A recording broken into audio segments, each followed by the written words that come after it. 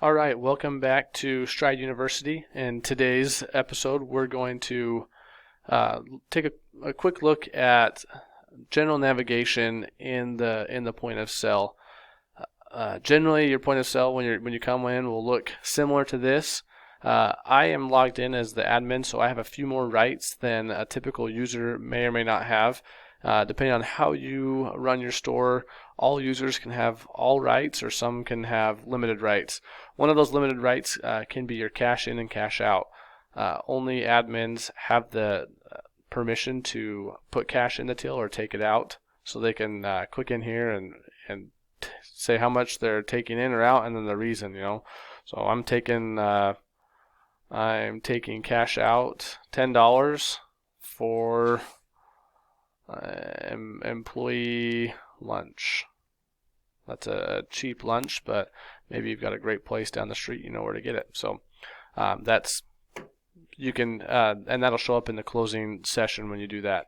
The orders up here, everyone will have this, and this is a history of the open orders. So quick scenario: you have someone that comes up and says, "Oh, I bought this chair and I wanted this other chair, but you know what?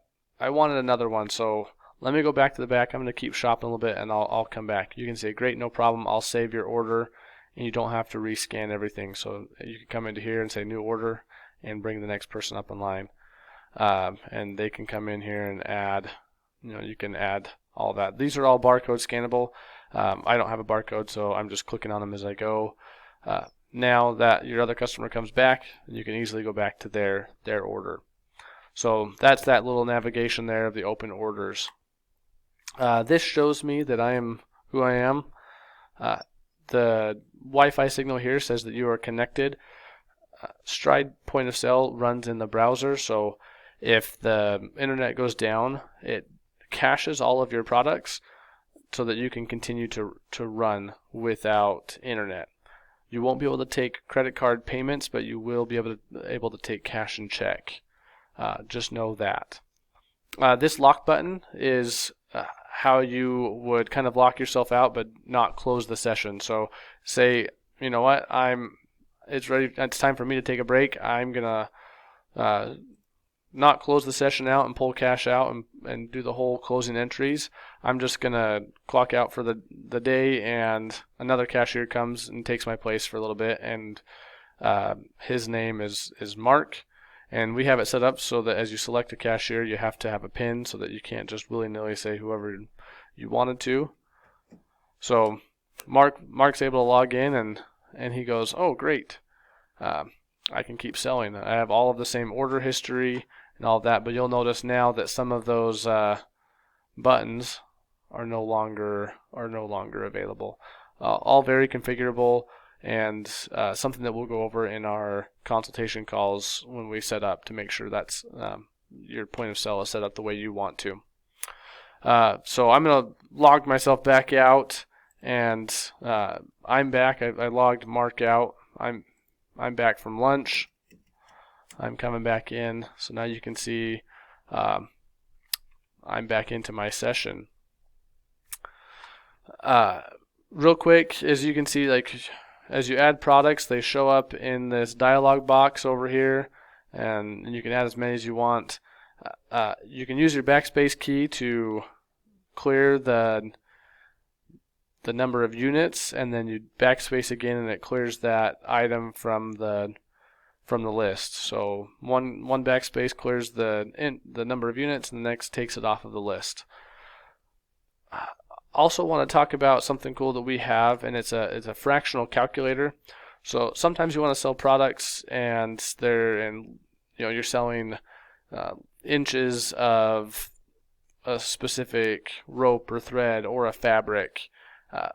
We have that ability here, and you'll notice when I clicked on the fabric that we have here, it brought up a 0 number of units, and we're selling this by the yard. So I'm going to go ahead and say, well, yeah, this person had 5 1/3 yards. So you can just click those. You're more than welcome to type in, the 5 point.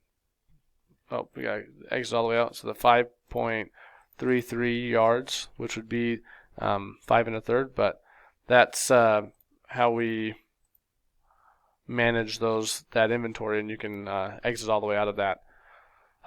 Know that if you have fabric and or something that comes in as a 0 unit item, and you try to go to the payment, it will error out because it says, hey, you haven't put a quantity in for this product. So we'll go ahead, we'll add in 2 1/4 and go ahead and hit our payment button. In the demo account, we do not have any credit card terminals or the manual credit card input options available, but normally if we go over here to our I can show you what that looks like by going into our stage real quick here, and you can see if we were to open up a new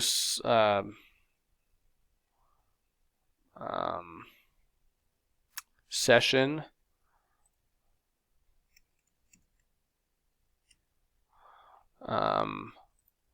and go to our payment, you can see that when they come into here, you could select terminal, and that would send the payment to the terminal and give your customer the opportunity to input their card and pay for that.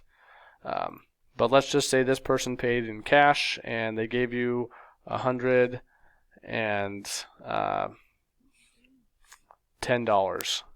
Now you can see that the change we need to give them is $4.20, and we'll go ahead and validate that. And as we do that, it prints up. Depending on the configurations, we can set that to print automatically, or it can pop up this, and depending on your devices, it'll pop up a dialog box, and you can print that receipt for them. And then when you're done, you hit new order. So that's the quick and dirty overview of some simple checkout procedures and or personnel procedures within the point of sale. Let us know if you have any questions, and we'll see you next time.